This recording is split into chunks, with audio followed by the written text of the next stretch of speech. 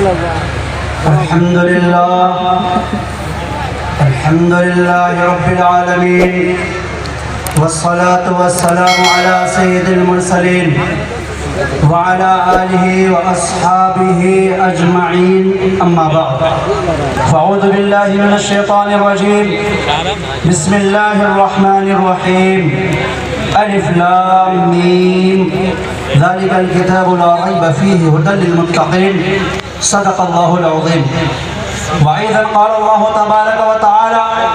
إنا نحن نزلنا الذكر وإنا له لحافظون صدق الله العظيم وقال النبي صلى الله عليه وسلم اقرأ وارتقي ورتل كما ترتل في الدنيا فإن منزلتك عند آخر أو كما قال عليه الصلاة والسلام وقال النبي صلى الله عليه وسلم التائب من الذنب كمن لا ذنب له أو كما قال عليه الصلاة والسلام قرآن نظائر بھی نظارت بھی نظر بھی قرآن نظائر بھی نظارت بھی نظر بھی قرآن مؤثر بھی تأثر بھی اثر بھی قرآن مصدق بھی مظاہر بھی مبی بھی قرآن کے حفاظ میں جبریل امی بھی قرآن کے حفاظ میں جبریل امی بھی شرافت صداقت دیانت ہے موتی یہ موتی ہمیشہ لٹاتا ہے قرآن جہالت کا نشہ مٹا کر دلوں سے ہدایت کا رستہ دکھاتا ہے قرآن مبارک ہو احباب اس کی تلاوت مبارک ہو احباب اس کی تلاوت کیوں؟ اس لیے کہ رحمت کا دریا بہاتا ہے قرآن ہے کمال رتبہ مصطفیٰ بلغ العلا بکمالہ یہ اثر ہے ان کے جمال کا کشفت دجا بجمالہ کسی ایک ادا کی تو بات کیا حسنت جمیع خصالہ وہ خدا کا جس نے پتا دیا صلو علیہ وآلہ حضرت شیخ سعدی رحمۃ اللہ علیہ 3 شعر بنائے نبی کے عشق میں سوئے ہوئے تھے اور سو کر شعر بنا رہے تھے نبی کے عشق میں یہ 3 شعر بنائے تھے چوتھا مصرع لگ نہیں رہا تھا کہ ہے کمال رتبہ مصطفیٰ بلغ العلا بکمالہ یہ اثر ہے ان کے جمال کا کشفت دجا بجمالہ کسی ایک ادا کی تو بات کیا حسنت جمیع خصالہ یہ 3 شعر بنائے چوتھا شعر آ نہیں رہا تھا اسی سوچ میں سو گئے سونے کے بعد سے پیارے آقا صلی اللہ علیہ وسلم کا خواب میں دیدار ان کو ہوا حضور نے فرمایا شیخ سعدی کیا بات ہے کہ سوچ میں ہو تو کہنے لگے یا رسول اللہ چوتھا مصرع نہیں بن رہا ہے تو اللہ کے نبی صلی اللہ علیہ وسلم نے فرمایا کہو نا صلو علیہ وآلہ صلو علیہ وآلہ درود ہو صلو علیہ وآلہ درود ہو نبی پر اور ان کے سارے خاندان پر میرے محترم بزرگوں اور دوستوں قرآن پڑھنے والے کا مقام اور مرتبہ کیا ہے میں تھوڑے سے وقت میں بات اپنی کہہ کے بیٹھ جاؤں گا اس لیے کہ اس اسٹیج پر علاقے کے معزز مکرم اور معقر علماء کرام تشریف فرما ہیں خصوصاً بقیت السلف استاد الاساتذہ حضرت مولانا منصور صاحب قاسمی دامت برکاتہم تشریف رکھتے ہیں بس باپ کے سامنے بیٹا کچھ کہنے کے لیے بیٹھ گیا ہے حکم ہے اس لیے بیٹھا ہوں الف لام میم ذالک الکتاب لا ریب فیہ ھدی للمتقین یہ وہ کتاب ہے وہ ذالک وہ کتاب تو ہاتھ میں ہے ہونا چاہیے یہ کتاب لیکن ذالک وہ کتاب وہ کیا پتہ چلا ذالک الکتاب لا ریب فیہ یہ وہ کتاب ہے جو لوح محفوظ میں تھا اللہ تبارک و تعالیٰ نے اس کتاب کو دنیا میں رفتہ رفتہ بھیجا یہ ایسی کتاب ہے لا ریب فیہ اس میں کوئی شک نہیں اس میں کوئی سبحہ نہیں شک اور مغویہ دونوں دونوں کے اندر یہ اتضاد ہوتا ہے، لا ریب فی، اس میں کوئی شک نہیں۔ میں اس میں تشریح میں جانا نہیں چاہتا، میں حافظ کا مقام اور مرتبہ میں آپ کو بتانا چاہ رہا ہوں کہ یہ کتاب، یہ قرآن پاک، اللہ تبارک و تعالیٰ نے 3 چیزوں کو اس میں بیان کیا ہے: توحید، رسالت اور آخرت۔ الحمدللہ رب العالمین الرحمن الرحیم، توحید کو اللہ نے بیان کیا، مالک یوم الدین اللہ نے آخرت کو بیان کیا، اہدنا الصراط المستقیم صراط الذین انعمت علیہم اللہ نے اس میں رسالت کو بیان کیا ہے۔ میں آپ کو بتا دوں حافظ کا مقام اور مرتبہ کیا ہے۔ یہ جو دیکھ رہے ہیں، پہلا آسمان، دوسرا آسمان، تیسرا، چوتھا، پانچواں، چھٹا، ساتواں، اس کے اوپر اللہ کا عرش ہے، اس کے بعد سے جنت ہے، اور جنت میں مقام جو مرتبہ حافظ کو ملے گا، آئیے میں آپ کو تھوڑے سے وقت میں سمجھانا چاہتا ہوں۔ پہلا جو آسمان ہے، یہ زمین سے لے کے آسمان کی جو خلا ہے، یہ 500 سال کا راستہ ہے۔ پہلا آسمان کی جو موٹائی ہے، یہ 500 سال کا راستہ ہے۔ پہلے آسمان کا نام ہے رقیہ، یہ دودھ سے زیادہ سفید ہے۔ ظاہر جو حصہ ہے یہ نیلا ہے، اوپر والا حصہ دودھ سے زیادہ سفید ہے۔ دوسرے آسمان کا نام ہے فیدون یا معون، یہ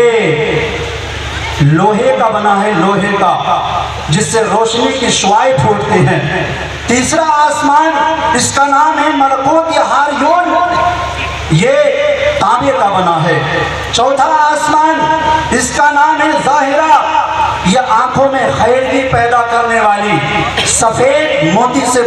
چاندی سے بنا ہے۔ پانچویں آسمان کا نام ہے سہرا مزینہ، یہ سرخ سونے کا ہے۔ چھٹے آسمان کا نام ہے خالصہ، یہ چمکدار موتیوں سے بنا ہے۔ ساتویں آسمان کا نام ہے لابیہ، یہ لابیہ جو ہے یہ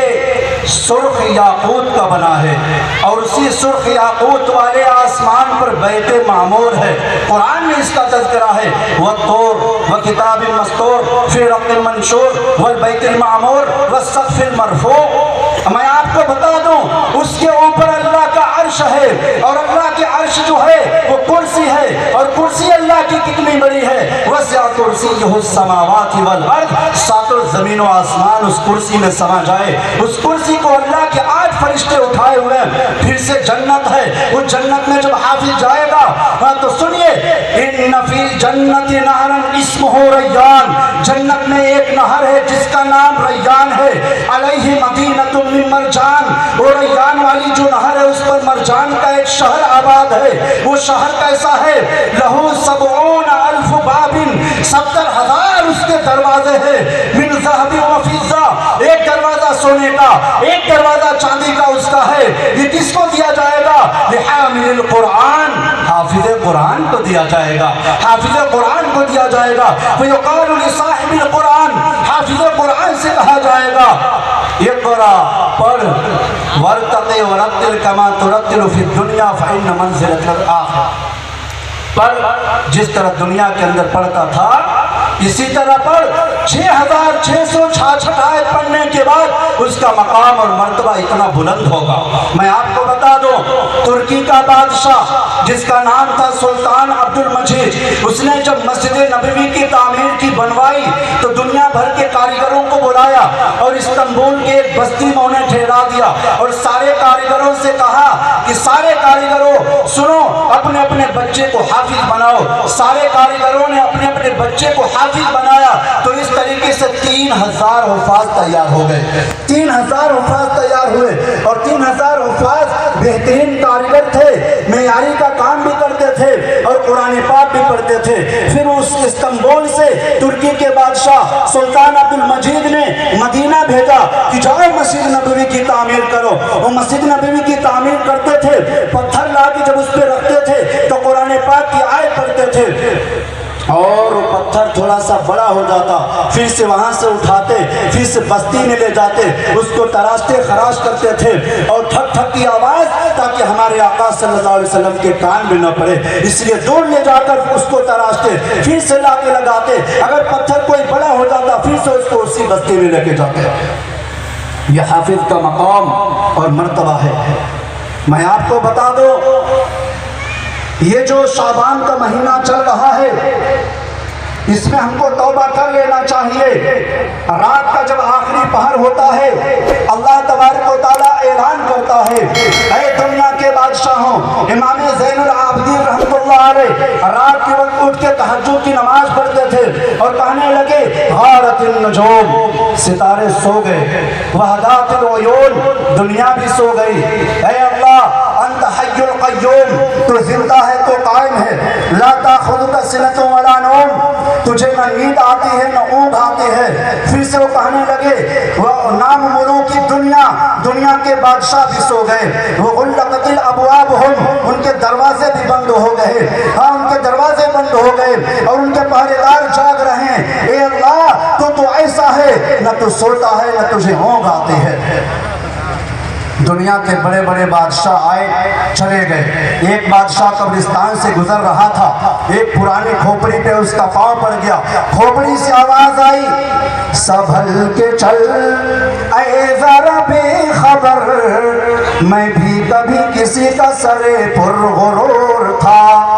ابراہیم ابن ادہم اس کے پھولوں کی بستر کیا کرتی تھی، ایک نوکرانی پھولوں کی بستر کر رہی تھی اور سوچے کہ کیسا بستر، ذرا میں بھی سو کے دیکھوں۔ وہ چٹائی پہ سونے والی پھولوں کے بستر پہ تھوڑی دیر کے لیے سوئی، اس کی نیند آ گئی، فوراً بادشاہ اپنے خوابگاہ میں آیا، دیکھا ہمارے بستر پہ ایک نوکرانی سو رہی ہے، چابک مارنا شروع کیا، رونے لگے، رونے کے بعد سے تھوڑی پھر سے ہنسی، تو بادشاہ نے کہا میں مارا ہوں تو روئی ہو لیکن ہنسی کیوں؟ وہ نوکرانی کہنے لگے مار کھائی ہوں تو روئی ہوں لیکن ہنسی ہوں اس لیے کہ میں 5 منٹ کے لیے سوئی ہوں تو مجھے اتنے چابک پڑے، اور جو بادشاہ پوری زندگی غفلت کی نیند میں سو رہا ہے اس کو کتنے چابک پڑیں گے۔ بادشاہ کا ذہن کھل گیا، فوراً اپنی بادشاہیت کو خیر آباد کہہ دیا، دوسرے کو حوالے کر دیا اور جنگل میں چلا گیا، اور اللہ کے سامنے انہوں نے توبہ کر لی۔ اللہ کسی کو کیا بنا دے کوئی نہیں جانتا۔